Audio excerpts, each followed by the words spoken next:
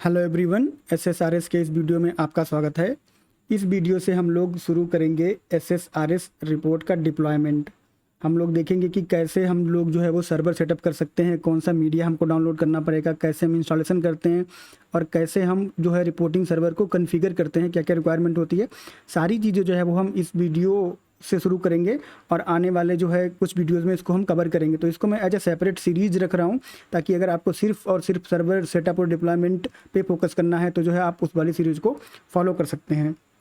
और अगर आपको ये सारे वीडियो जो है वो हेल्पफुल साबित हो रहे हैं और आप जो है इनसे कुछ सीख पा रहे हो तो आप ज़्यादा से ज़्यादा इन वीडियोज़ को लाइक करो, चैनल को सब्सक्राइब करो ताकि आपको जो नोटिफिकेशन है न्यू वीडियोज़ का वो फटाफट से मिल जाए। सो दैट बीइंग सेड, अब हम लोग जो है वो शुरू करते हैं कि कैसे हम जो है वो डिप्लॉयमेंट कर सकते हैं, क्या क्या रिक्वायरमेंट होती है, वो सारी चीज़ें जो है अब हम शुरू करते हैं। तो सबसे पहले क्या होता है, आपको सिक्वल सर्वर का जो वर्जन है वो आपको सिलेक्ट करना पड़ता है और रिपोर्टिंग सर्वर का जो वर्जन है वो आपको सेलेक्ट करना पड़ता है। ठीक है, तो ये सारी चीज़ें क्या होती हैं इनको जो है हम लोग समझ लेते हैं। तो सिक्वल सर्वर जो है वो आपका डिफरेंट वर्जन्स में आता है। ठीक है, तो पहला जो आपका वर्जन होता है वो आपका होता है यहाँ पर, जो कि आपके एंटरप्राइज लेवल के जो ऑर्गेनाइजेशन होते हैं, बहुत बड़े बड़े मल्टीनेशनल ऑर्गेनाइजेशन होते हैं, उनके लिए होता है। ठीक है, और उसमें जो है बहुत सारी फंक्शनैलिटीज़, ऑलमोस्ट सारी ही जो फंक्शनैलिटी होती हैं वो गिवन होती हैं। ठीक है, क्योंकि ये बहुत ही बड़े स्केल पे यूज होता है, बहुत ही लार्ज डेटा हैंडल करने के लिए। उसके बाद आपका जो है स्टैंडर्ड टाइप होता है सर्वर का, सिक्वल सर्वर का। ठीक है, ये जो आपके मिड लेवल के ऑर्गेनाइजेशन होते हैं या फिर जो है वो मतलब नेशनल या फिर मतलब जिनके पास डेटा जो है वो एंटरप्राइज लेवल से थोड़ा सा कम होता है, मतलब इन दोनों में बहुत डिफरेंस नहीं होता है। ठीक है, क्योंकि जो स्टैंडर्ड है और एंटरप्राइज है इन दोनों में बहुत ज़्यादा डिफरेंस नहीं होता, बहुत ही माइनर डिफरेंसेस होते हैं, बट इसको जो है कैटेगराइज किया गया है इस तरह से, तो वो हम लोग समझ लेते हैं। और उसके बाद में आपका जो है वो वेब बेस्ड डेटाबेस होता है जो स्मॉल ऑर्गेनाइजेशन के लिए होता है, तो उसको भी आप जो है वो जिसकी रिक्वायरमेंट है वो यूज़ कर सकता है।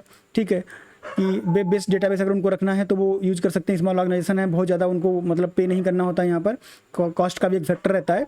और उसके बाद जो और ज़्यादा स्मॉल ऑर्गेनाइजेशन होते हैं वो क्या करते हैं, वो एक्सप्रेस एडिशन यूज़ करते हैं जो कि फ्री है। ठीक है, और इसका मतलब फ़ायदा क्या है कि ये फ्री है प्रोडक्शन में यूज़ करने के लिए। ठीक है, ये फ्री है प्रोडक्शन में यूज़ करने के लिए, तो जो एक्सप्रेस एडिशन है इसको आप फ्रीली यूज़ कर सकते हो प्रोडक्शन में। जो आपका डेवलपर एडिशन है ये डेवलपमेंट और टेस्टिंग के लिए यूज होता है और इसमें बहुत सारे फीचर होते हैं जो आपके एंटरप्राइज में या फिर जो आपके जो स्टैंडर्ड जो आपका डेटाबेस सर्वर टाइप का होता है, तो डेवलपर एडिशन में सारे के सारे जो है फीचर आपको मिलते हैं। लेकिन इसके साथ कॉन्स्टेंट जो होता है वो ये होता है कि कोई भी इसको जो है वो प्रोडक्शन में यूज नहीं कर सकता है। ठीक है, ये जो है वो सिर्फ डेवलपमेंट के लिए है, ये प्रोडक्शन के लिए नहीं होता है। इसको आप प्रोडक्शन में यूज कर सकते हो, ये फ्री अवेलेबल है स्मॉल ऑर्गेनाइजेशन के लिए, लेकिन ये जो डेवलपर एडिशन है इसको आप प्रोडक्शन में यूज नहीं कर सकते, इसका प्रोडक्शन सपोर्ट आपको जो है वो नहीं मिलता है। अगर आप प्रोडक्शन में यूज़ करना चाहते हो ये सारी फंक्शनलिटी तो आपको एंटरप्राइज या स्टैंडर्ड लेना पड़ेगा। अगर स्मॉल ऑर्गेनाइजेशन है तो आपको जो है वो वेब बेस्ड डेटाबेस लेना पड़ेगा। ठीक है, तो इंडिविजुअल यूज़ के लिए जो है वो आपका डेवलपर एडिशन होता है और उसमें सारी की सारी फंक्शनलिटी होती है जो आपकी एंटरप्राइज एडिशन में होती है। ठीक है, और ये जो है डेवलपर्स के लिए फ्री होता है। ठीक है, इसको जो है आप प्रोडक्शन की तरह यूज नहीं कर सकते, हमने डिस्कस कर लिया है। ठीक है, अब जो है हम लोग चलते हैं अगली स्लाइड पर और देखते हैं कि यहाँ पर हमारे लिए क्या है। तो देखो क्या होता है, सबसे पहले जब हमारे पास सिक्वल सर्वर 2012 जो है था या जब 2014 था, तो क्या होता था कि हमारे पास जो है वो बिड्स होता था। ठीक है, हमारे पास बिड्स होता था, बिजनेस इंटेलिजेंस डेवलपमेंट स्टूडियो। ठीक है, उसका यूज करके हम लोग जो है वो रिपोर्ट्स बनाते थे और मतलब बाकी जो चीज़ें जो होती थी, जो भी हमारा रिपोर्ट बनाना है और उनको जो है वो टेस्ट करना है, कॉन्फ़िगर करना है, डिप्लॉय करना है, वो सारी चीज़ें जो है वो हम बिड्स यूज़ करके करते थे। अब बिड्स जो है वो आपको अवेलेबल नहीं है। ठीक है, सिक्वल सर्वर 2016 और उसके बाद से बिड्स नहीं आता है। तो अब बिड्स नहीं आता है तो क्या आता है, फिर आपका आता है यहाँ पर SSDT। ठीक है, जो कि हम लोग यूज़ कर रहे हैं सीरीज में SSDT। ठीक है, ये क्या है, ये सिक्वल सर्वर डेटा टूल्स, तो ये आता है, तो हम लोग अभी इसका यूज़ कर रहे हैं और हम लोग जो है इसी का यूज़ करके रिपोर्ट्स बना रहे हैं और इसी का यूज़ करके जो है हम लोग रिपोर्ट डिप्लॉय भी करेंगे कि कैसे हम विजुअल स्टूडियो से सीधा जो है वो रिपोर्ट डिप्लॉय कर सकते हैं आपके सर्वर पे, और कैसे कैसे जो है आप एक रिपोर्ट पकड़ के एक रिपोर्ट को जो है वो डिप्लॉय कर सकते हो। तो वो सारी चीज़ें हम इस सीरीज में कवर करेंगे। ठीक है, अब जो रिपोर्टिंग सर्वर की जो सर्विस होती है, ठीक है, ये क्या है, ये आपको फ्री नहीं मिलती है। रिपोर्टिंग सर्वर की जो सर्विस होती है वो आपको फ्री नहीं मिलती है, इसके लिए आपको पैसा देना पड़ता है, प्रिक्योर करना पड़ता है, इसको परचेज करना पड़ता है, ठीक है। लेकिन क्या है कि टेस्टिंग पर्पजेज के लिए या फिर डेवलपर्स के लिए इसका 180 डेज का जो है वो ट्रायल आता है, तो वो हम डाउनलोड करके 180 डेज के ट्रायल पीरियड में, और उतना हमारे लिए जो है वो मतलब मोर देन सफिशिएंट है 6 मंथ्स का, तो उतना टाइम लगेगा नहीं हमें, बट ये जो है आप कर सकते हो, ठीक है। और उसके बाद में फिर जो है हम इसको इंस्टॉल करेंगे इस ट्रायल को और देखेंगे, और फिर इसी से जो है हम लोग सीखेंगे, और ये एकदम से एग्जैक्टली जो सेम होगा प्रोडक्शन वर्जन के, ठीक है, प्रोडक्शन वर्जन के सेम ही होगा, क्योंकि ये ट्रायल वर्जन है, इसमें ऑलमोस्ट सब कुछ रहता है, बस इसका पीरियड जो है वो लिमिटेड रहता है, उसके बाद में आपको जो है वो उसका प्रोक्योर करना पड़ेगा उसको यूज़ करने के लिए, ठीक है।